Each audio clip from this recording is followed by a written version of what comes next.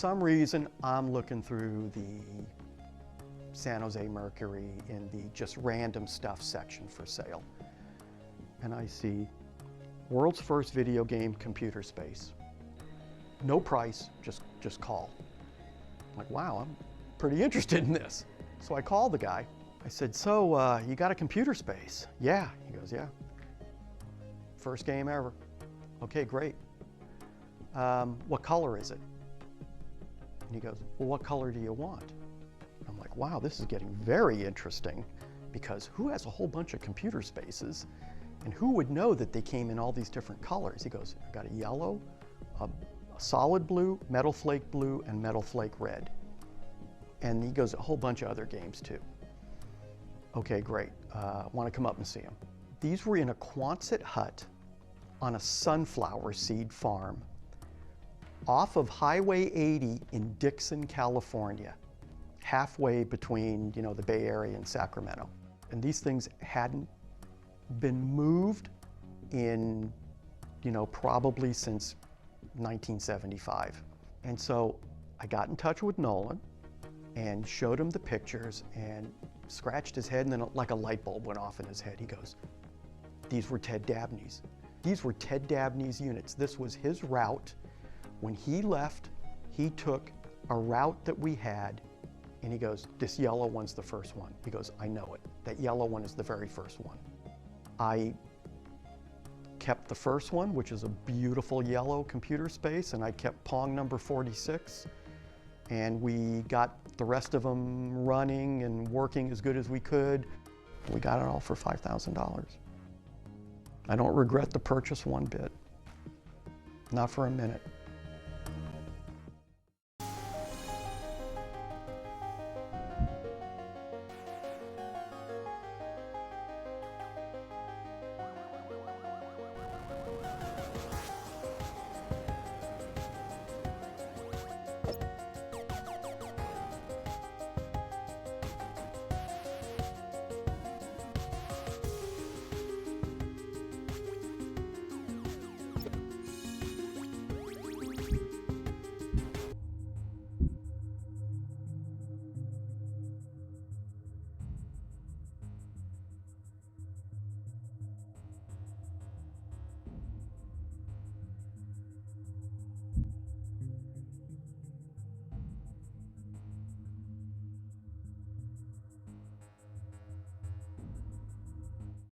Well, I'd say 30 years to pretty much the present. The arcades have been relegated to the back rooms and the side streets, and generally been an unsavory type of place. What we want to do is bring the amusement game to age. If we can give it a new zip and a pizzazz, it's going to be financially successful, as well as, I think, a very serious part in the leisure time activity of the American people. The marriage of traditional pinball machines and computer technology has resulted in the birth of a new breed of amusement games. And Nolan Bushnell is the man handing out the cigars. Bushnell has developed two such games, Computer Space and Pong, and believes that they and others like them will move the pinball industry out of America's bus stations and bowling alleys and into the space age. In 1971, Bushnell invented Computer Space, but sold production rights to Nutting Associates of Mountain View, California, for royalties based on the number of games sold.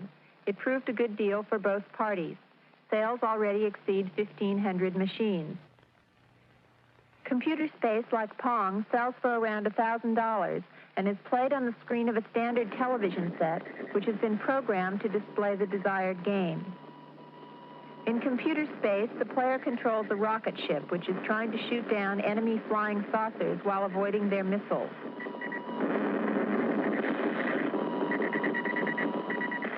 If the player scores more hits than the enemy saucers, he gets one free play.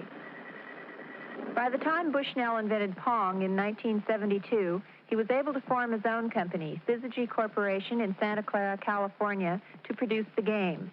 He has already sold over 1,000 machines and expects to sell 10,000 in the United States by the end of the year. Pong, as the name might indicate, is a game of video ping pong. The two players turn dials which control their electronic paddles and volley with an equally electronic ball. first player to score 15 points wins.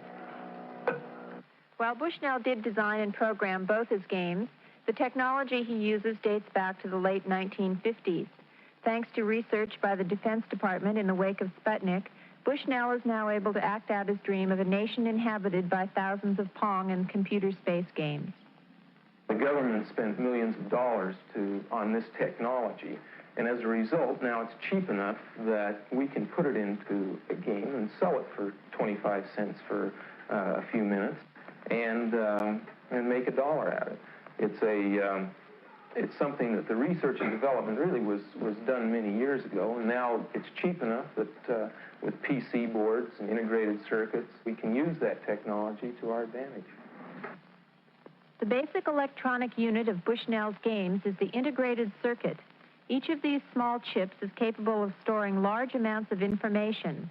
The program for a game is determined by specific combinations of these units to form a PC, or printed circuit board. The printed circuit board then tells the TV screen what to do. A single printed circuit board is all that is required to operate Pong, whereas 15 years ago it would have taken enough tubes and wiring to fill an average house. Bushnell first saw the commercial potential of video games in a game called Space War, which has been played at computer centers around the country for several years. We used to play Space War a lot at the AI project at Stanford, which is a big computer complex. And one day it just hit, this is a lot of fun. You ought to be able to package it and sell it for a price. And, one thing leads to another, and pretty soon, from doodling on a scratch pad, you're actually working out some basic block diagrams, and from there you think, boy, it's going to work.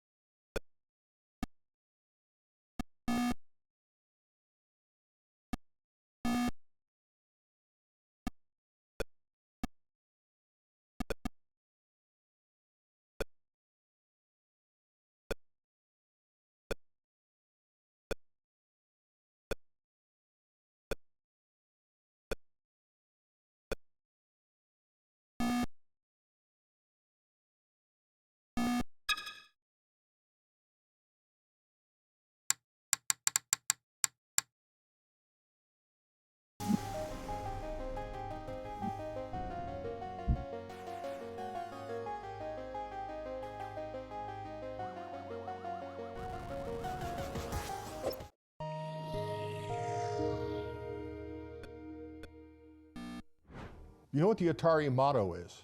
Innovative leisure, right? Well, it didn't say innovative arcade games. It didn't say innovative video games. It said innovative leisure. It was broad from day one. I mean, Nolan always had a consumer game in his mind because that's what he hired me to do. And I wound up doing the wrong thing and making a hit coin-op game, right? When I was at Ampex, I learned how to make sync generators, synchronizing the basic fundamental circuit necessary to get a TV signal, because we had to generate an analog signal. So you do that and you get the ball at one speed and you put paddles up, and it's a very, very boring game. And So I added the speed up and I added the angles off of that, just, you know, to make it playable, interesting. And so it started getting a little interesting. That's cute. And Nolan said, well, it's got to have score. We had a pretty good game, and hey, great. So what are you gonna do for sound? I go, sound? I'm already over budget. What am I gonna do? Nolan said, well, I want the sound of a roar of a crowd of thousands applauding your win. And Ted said, I want boos and hisses. And I'm thinking, how do I do that? Listen, I got video, I got the goddamn game up. Now you wanted me to do this. I'll be right back. So I pissed around for a day and poked around. Sounds that already existed in the vertical sync generator and gated them out with the 555 timer. I love it. Years later, the sound is so well thought out, so appropriate. It was like, are you kidding me? It was just, you know, just thrown together in spite of what the boss said. And so that was how Pong came to be.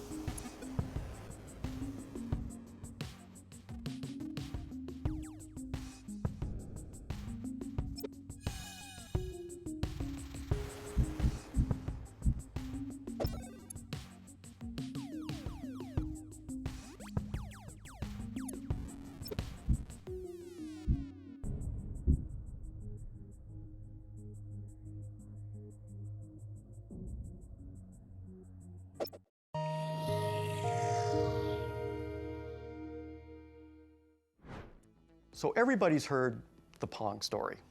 Probably everybody's heard the Pong story, but I've heard it many times, and from Al Alcorn himself, who designed Pong. So the story I've heard is that they installed one of the first Pong machines in a tavern and let people play it as a test. Put it out into an arcade and see if it makes money. I mean, that's the market research. My understanding was Ted built a cabinet, a tabletop, simple cabinet over the weekend, and a coin mech bolted to the side of the cabinet, tabletop type of big thing was sit on a barrel. Placing a interactive video machine somewhere and having people play it was still a relatively new concept. Nobody knew if it was going to go. Oh, what is the name of the bar in Palo Alto? San Jose? No, it was Andy Caps. It was Santa Clara? Sunnyvale. So we'll put it in Andy Caps. You know, it's a coin-op game, be it fragile and humble, and so we did. Well, my memory is that he gets a phone call, the game's busted, which of course is the usual thing you get on a support line. It doesn't work. What is it, and in what way does it not work? Well, it doesn't work. The bar owner or manager at the time kind of yelled at them and like accused them of their game being shoddy because it had already broken down and it was no longer functioning or working. And they get a call, you know, later on that night and like, hey, this thing broke, you know. come and pick up this piece of shit game and get it out of here. You know, this thing broke. You know, I'm not gonna waste my time fixing this crap. But anyway, the machine, we got the word that it stopped working, and I figured it could be anything, and I'd go out there and take a look at it. And so I went to the machine, and the first thing you do is you want to try to play the game, because the machine was on in a tracked mode, so it was working, but you couldn't start a game. So you open up the coin box to basically flip the micro switch to give yourself a free game, because I'm not going to waste a quarter, you know. And so they went down to see what's wrong with the machine to fix it, and what they found out was that it wasn't broken, it was just that so many people had played it, they'd filled the coin box with quarters, and it was jammed, and it couldn't take any more. So many people had played it that it couldn't accept any more money. The game is broken because it's stuffed so full of quarters. Completely stuffed with quarters. And it was a small, I remember it was kind of small, if I remember. It was a small space. It just filled up with the quarters, and it wouldn't take it. When I opened up the coin mech, you know, all these quarters just gushed out. So, whoa, that's impressive. It's the equivalent of like crashing a server when you launch a new website and it's so popular. So they crashed the server on Pong. And one of the other reasons it was also so popular is because you could play it with one hand while you're still holding a pint in your other hand.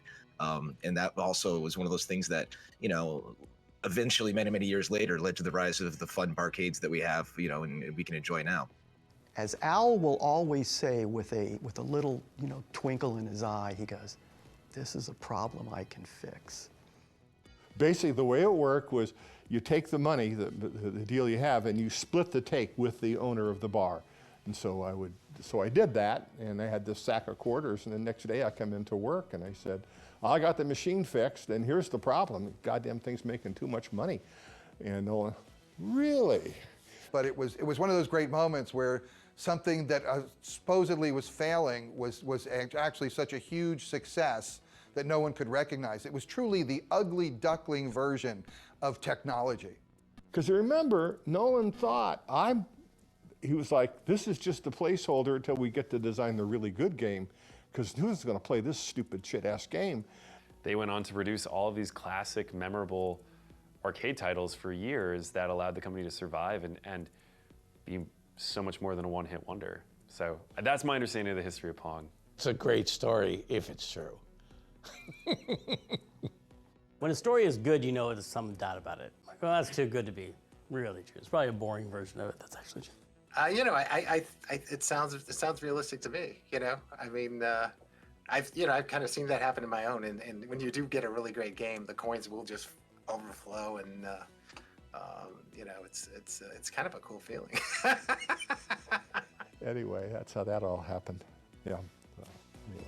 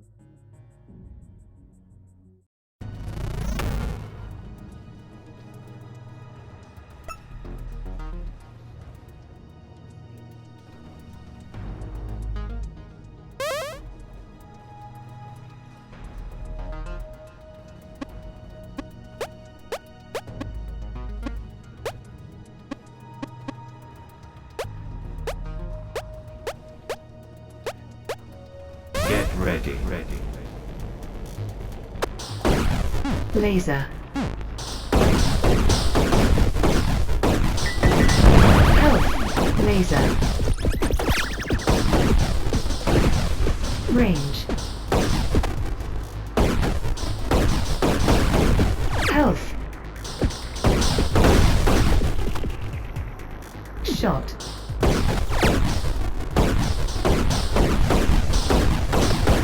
Range. Shot. Laser. Laser. Health. Shot. Speed. Shot.